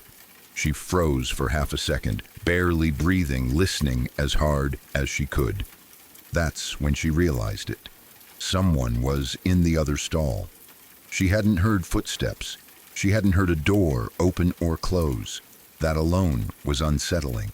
Whoever was there had either been very quiet or already inside when she entered. She didn't say anything. She didn't cough. She didn't move more than she had to. Her mind raced through possibilities. Another employee? Maybe. Someone hiding. That thought came uninvited and unwelcome. The silence was wrong. This wasn't the normal sound of someone using a restroom. There was no shifting, no clearing of the throat, no nervous movement, just presence, stillness. The unmistakable feeling that someone else was there, waiting, listening. Fear crawled up her spine. She finished as quickly as she could, hands shaking, every second feeling stretched thin. She didn't flush right away. The sound felt too loud, too revealing. She wanted to disappear, to be back upstairs in the noise and light and people. As soon as she could, she stood up, unlocked the stall, and left. She didn't look into the other stall. That detail matters. She didn't glance over. She didn't try to confirm what she already knew. Something inside her told her not to. Sometimes fear is not about panic, but about restraint, about knowing that seeing more could make things worse. She walked quickly, but not running. She didn't want to draw attention. She climbed the stairs and pushed back into the bar, where the music hit her all at once.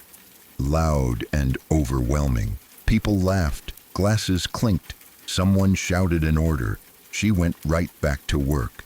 Outwardly, she acted normal. Inside, her heart was still racing. She tried to tell herself it was nothing, that she had scared herself in the dark, that it was probably another employee using the restroom quietly, that her imagination had filled in the gaps. She didn't tell anyone that night. She finished her shift, went home, and tried to sleep, but her mind kept replaying the moment, the heaviness, the certainty that she had not been alone, the way the silence in that other stall had felt intentional.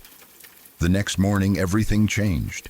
When she came in for her shift, the mood was off immediately. The bar felt tense.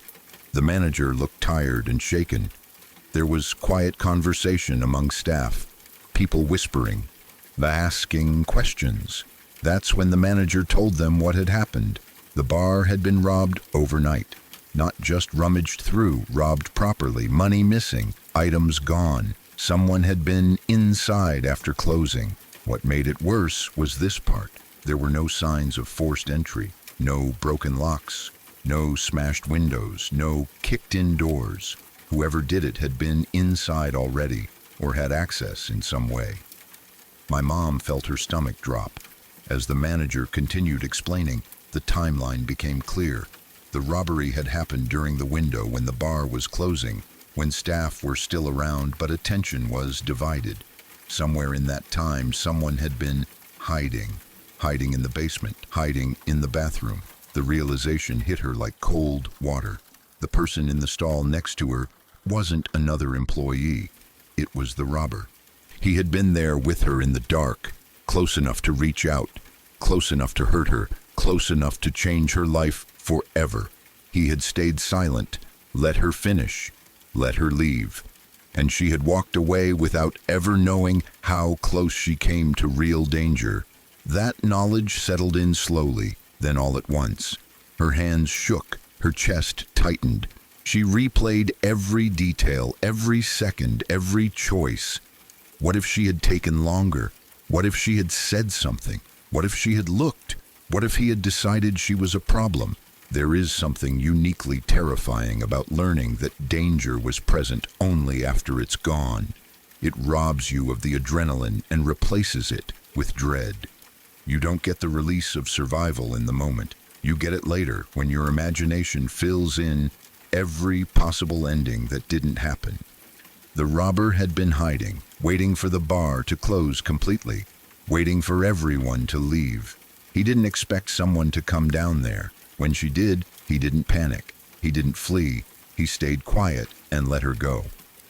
That fact alone is chilling. It suggests patience, control, calculation. She was never supposed to know he was there. After that, the basement bathroom was never the same for her. Dark spaces felt different. Silence felt threatening. The idea of being alone in a place that was not meant to be occupied stopped feeling brave and started feeling reckless. She told me later that what haunted her most wasn't what happened, but what didn't.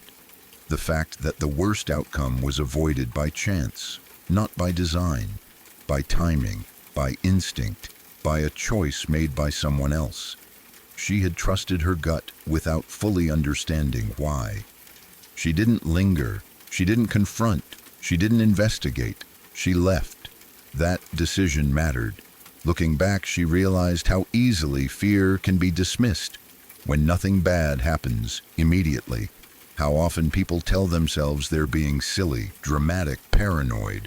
How often instinct is ignored in favor of comfort. If she had brushed it off more thoroughly, if she had stayed longer, if she had returned later, the story could have ended very differently. The bar eventually installed better lighting in the basement, changed procedures, locked certain areas more carefully, but no amount of policy could undo what had already happened. My mom never forgot that night. She didn't become fearful in a dramatic way. She didn't stop going places or living her life, but she became more attentive, more respectful of that quiet internal alarm that goes off without explanation. She learned that sometimes fear doesn't scream, sometimes it whispers, and sometimes the thing that scares you without a clear reason is the thing you should listen to the most. The scariest part of this story isn't the robbery. It's the image of two people sitting in adjacent stalls in a dark basement bathroom, one going about their life, the other waiting for an opportunity, separated by a thin wall and a few feet of air. One of them walked away, the other stayed behind. And the difference between safety and tragedy came down to a moment of instinct and the choice not to look. That is the kind of story that stays with you, not because it ends badly, but because it almost did.